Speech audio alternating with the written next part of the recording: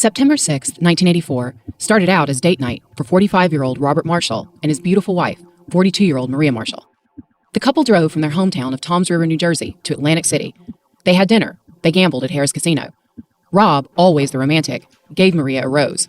This was a special time in their lives. Rob and Maria had become wealthy and successful and had 3 beautiful children. They had recently celebrated their 20th wedding anniversary.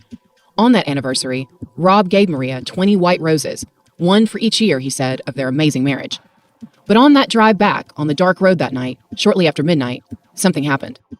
Right after he passed through a toll booth on the Garden State Parkway, Rob would later tell police that he felt the back tire of his Cadillac go soft.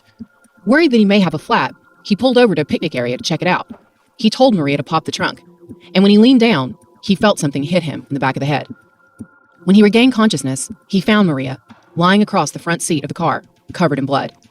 He ran out onto the road, and that's where a driver saw him at around 12:30 a.m., flagging down cars near the entrance to the Oyster Creek picnic area. Rob's head was cut open, and he had blood all over his face. Now, a lot of people, including me, may not have stopped for a man who was covered in blood in the middle of the night.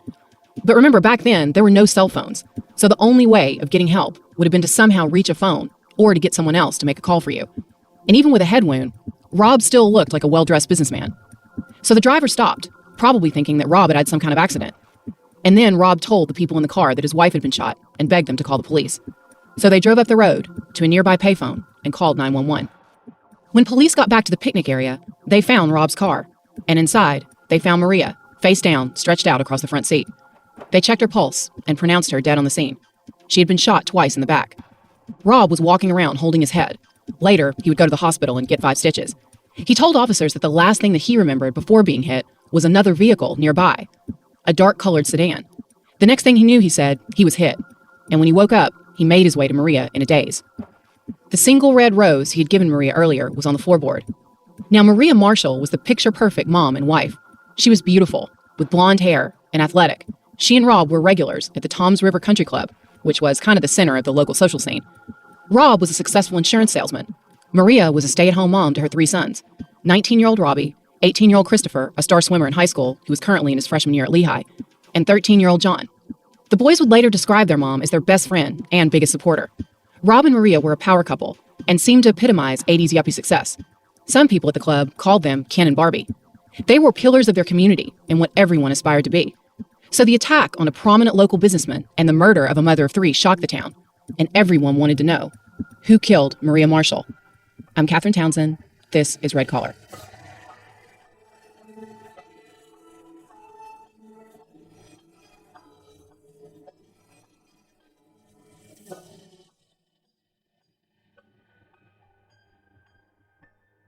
Maria Marshall's murder is a case that I've been obsessed with since childhood, when I happened to catch the true crime TV movie Blind Faith starring Robert Urich and Joanna Kearns on TV.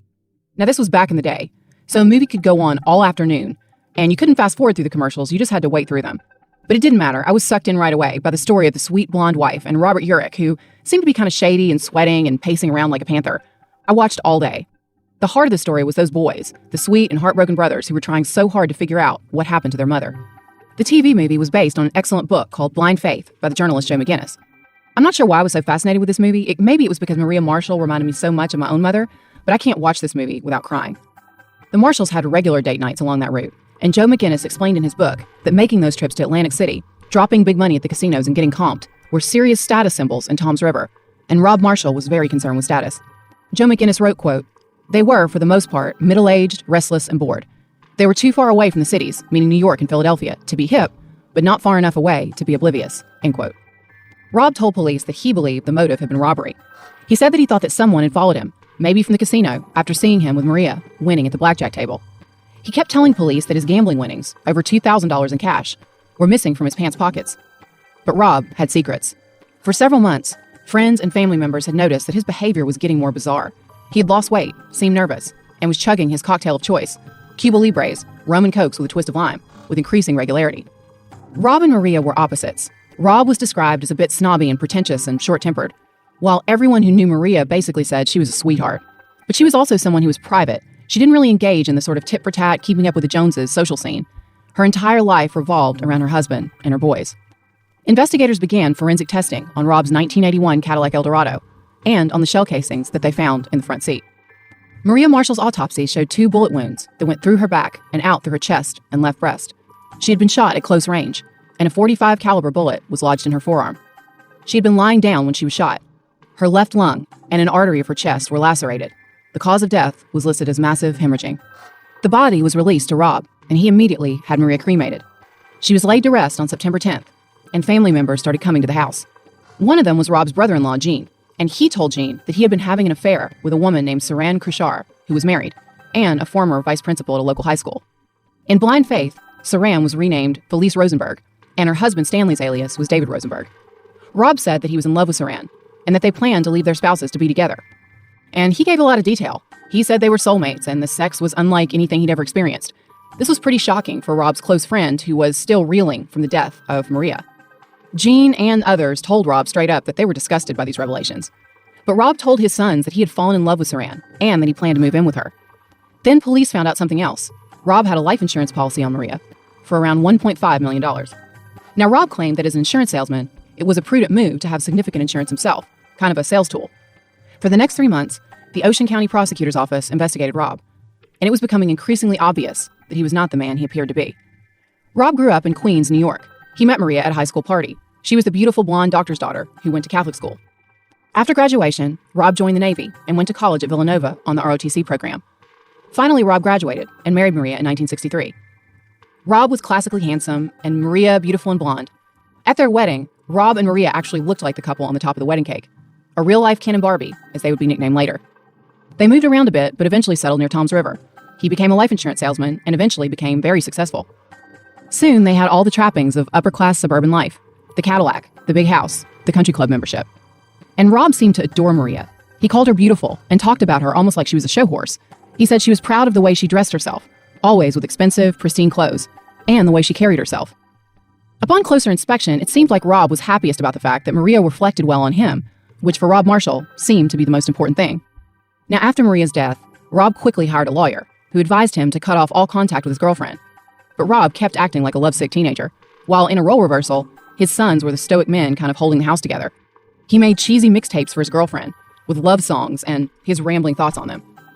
In his book, Joe McGinnis described the girlfriend as basically part femme fatale, part Flashdance.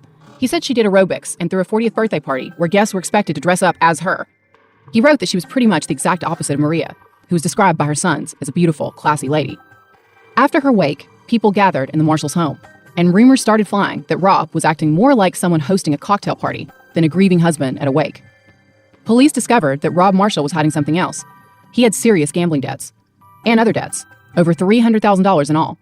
And investigators were also going through his phone records, and looking into his connections to the Shreveport, Louisiana area, and to a man named Ernie Granshaw.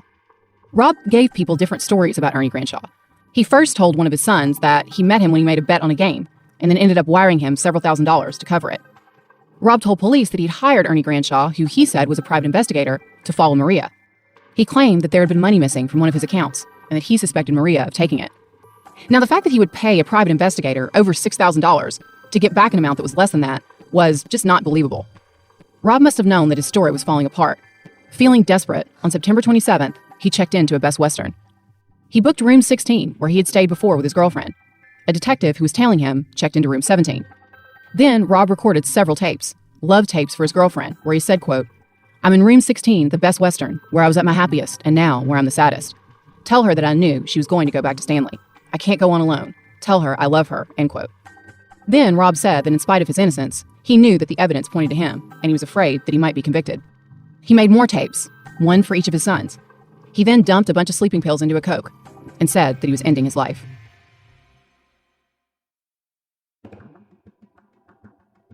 If this had not been such a horrific murder, it almost could have been a Fargo-style comedy. You have Rob Marshall acting like a teenager whose girlfriend dumped him on prom night.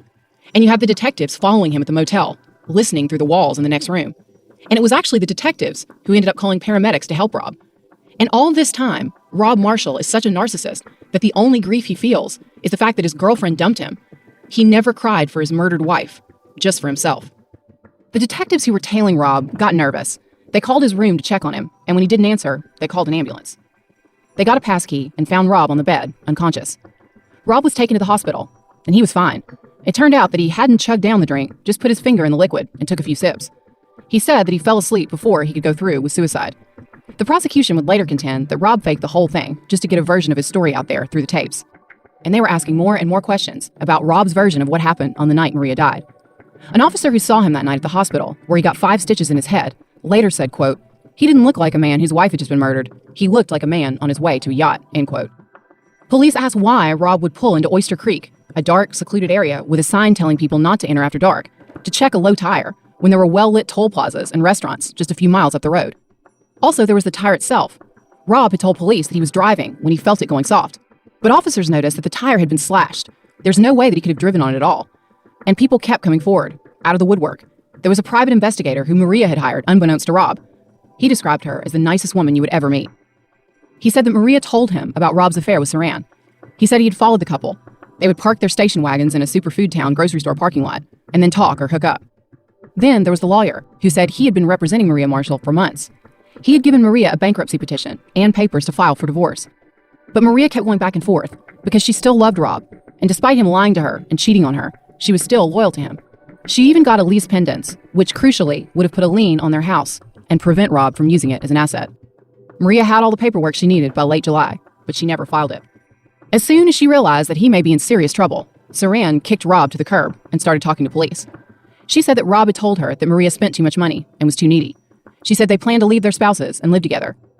She also said that Rob told her about the insurance policy that he had on Maria, and that he'd said it would take care of his debts. He said he wished she wasn't around, and asked Saran if she knew anyone who would take care of it. She said, quote, "I didn't think he was serious. I told him the idea was absurd and out of the question," end quote. Saran said she last saw Rob on the afternoon of the murder. She said she went out for dinner and then for ice cream with her family. Police were suspicious. Some of them believed there may be more to the story, and that Saran knew more than she was admitting. First of all, there was this very detailed alibi that she had, down to remembering the Caesar salad she ordered, and the fact that she was familiar with the picnic area where Maria was shot. Local insurance agent Philip Gerard called police and dropped a bombshell. He told them that Rob had stopped into his office and said he wanted an additional $100,000 in life insurance on Maria.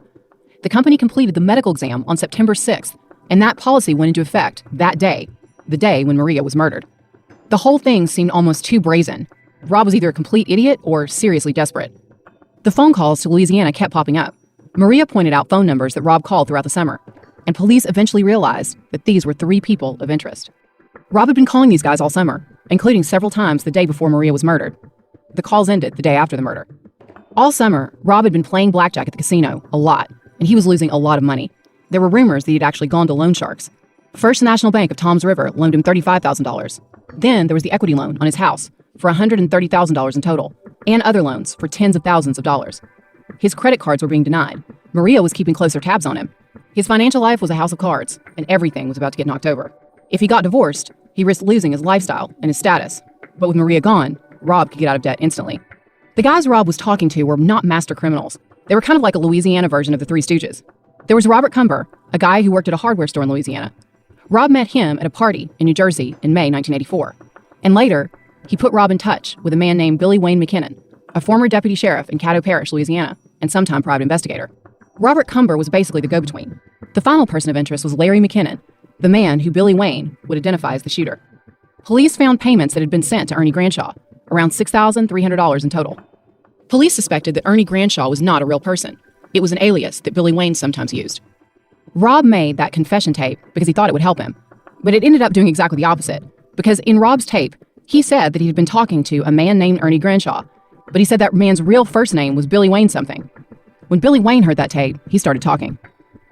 Billy Wayne told detectives that he agreed to kill Maria Marshall for $65,000.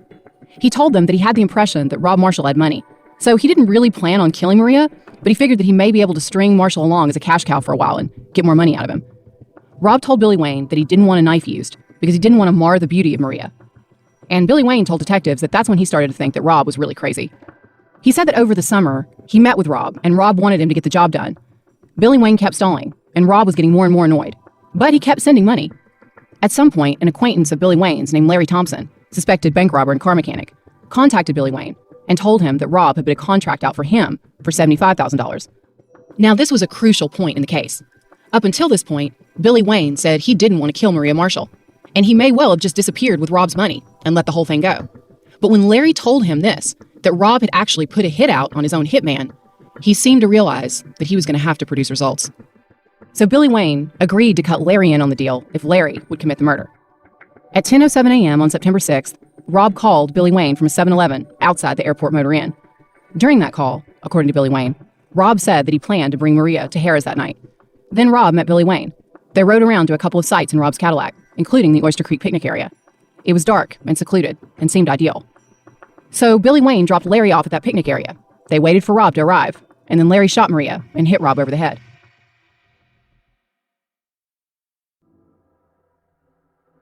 After that, Billy Wayne and Larry drove away. They were annoyed that Rob only had a few $100s in his pocket, not the $15,000 that he'd promised would be there. Then, Billy Wayne said they threw the gun off a bridge, went to a casino, and celebrated by hiring a couple of sex workers. They spent the night at the airport motel and were on the road to Shreveport the next day. Billy Wayne's story checked out. There were the phone records and the money transfers, and the fact that Billy Wayne knew exactly where investigators could find Maria's missing purse, which they had thrown out the window along the Garden State Parkway. And there was one other interesting little detail. Apparently, Larry had said that he would need to shoot Rob, too, to make the robbery look believable. But Rob didn't agree to that. He didn't want to get hurt. He said that he would be okay with getting hit over the head. Not too hard, though. He was adamant that he did not want to be a vegetable.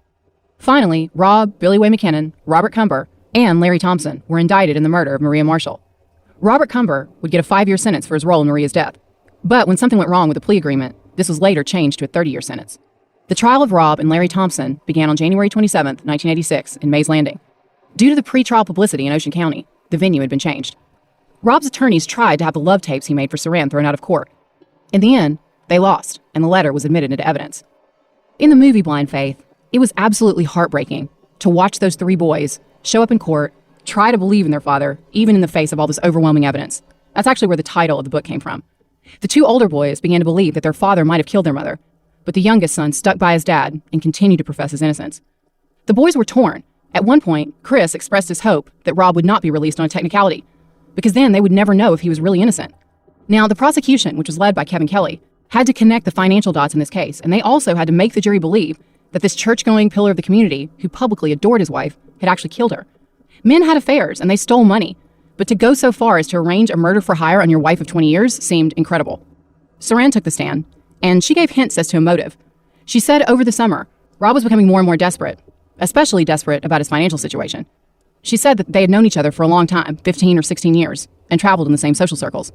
By the way, everyone in Toms River was gossiping about this case, and there were reportedly a lot of nervous husbands waiting to see if Saran's alleged other affairs would be brought up. But the judge ruled that these would have to be left out. Then Rob took the stand. He made it all about Saran, and once again painted himself as a victim. He said he'd simply fallen in love with another woman, and the star-crossed lovers planned to leave their spouses, but Maria's tragic murder just happened to have occurred first. Then he started talking about the night Maria died, their last ride together. He said that they had fun gambling, and then on the ride home, she got tired. She took her earrings out and put her head in his lap and tried to go to sleep. Then he felt like his right rear tire was getting low. So they pulled over into the picnic area. He got out, told Maria to pop the trunk, and then leaned down and noticed that the tire was bulging at the bottom, but not totally flat. Then he added a detail that no one had ever heard before. He said when he leaned down to check the squishy tire, he heard Maria yell, "Oh my God." The prosecutor nailed him on this detail, and the fact that Rob wanted everyone to believe that it was a total coincidence that he had taken out so much life insurance on Maria, both on the day that Billy Wayne claimed that Rob had hired him, and again on the actual day she was killed. Then Rob said, quote, "Absolutely not." Keith Kelly kept bringing up Rob's assets and debts. He said that in July, Rob went to the bank and asked for a short-term loan, which they refused. At the time of Maria's death, Rob had a negative bank balance. He was in debt for just over $334,000. Rob continued to stick to his story, which continued to sound more and more outlandish. Kelly kept asking him how the jury could believe it was a coincidence that Rob neglected to tell the police that he met a PI he hired to follow Maria at the casino, and that he paid him $800 that day. Kelly also brought up the fact that he was sickened that Rob Marshall continued to profess love for Maria and to wear his wedding ring to court. Rob would also do other things that a lot of people suspected were for the benefit of the media, like holding up cardboard signs with the words "I love you" to his devastated sons. Finally, Kelly mentioned the wedding ring. He asked Rob if he still loved Maria. Rob said yes. Then Kelly said, quote, "Then can you explain to me, sir, why her ashes are still in a brown cardboard box in a desk drawer at the funeral home?" End quote. Kelly explained to the jury that Rob had never picked up Maria's ashes, and the judge allowed this line of questioning to go ahead because Rob opened himself up to it by testifying about his great love for his wife. That may have been the defining moment of the trial, when the jury realized that they were dealing with a cold-blooded killer. Even the sentiments he expressed to Saran were genetic, like the back of a Danielle Steele novel. And when she broke up with him, he moved on quickly. He was the definition of narcissistic and superficial. He went to Florida with a girlfriend named Terry right after he stopped seeing Saran, the so-called love of his life.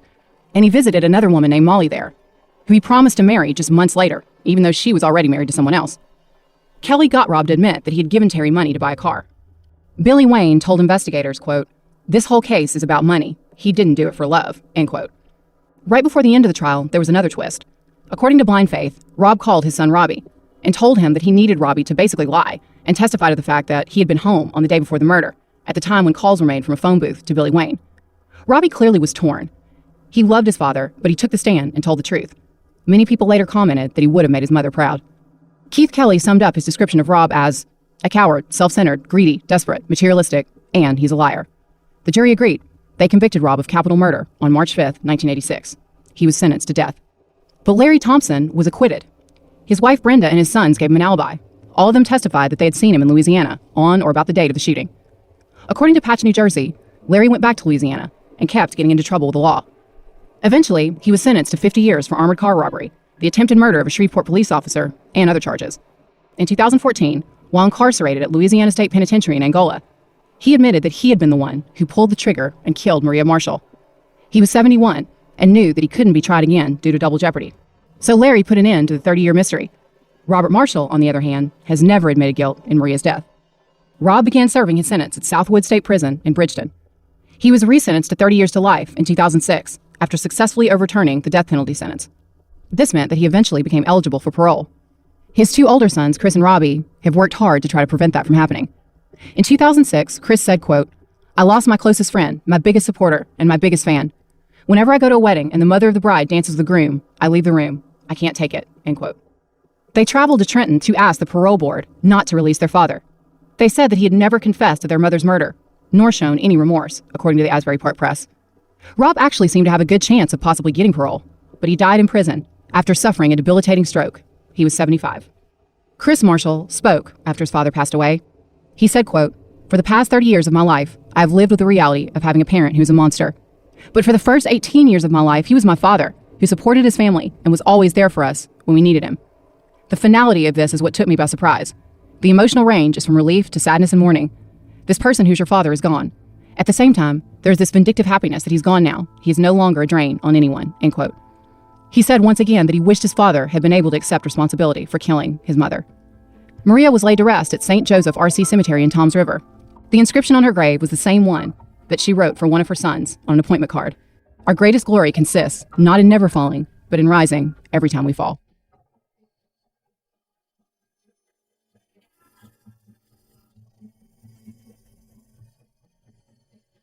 Red Collar is an AudioChuck original podcast.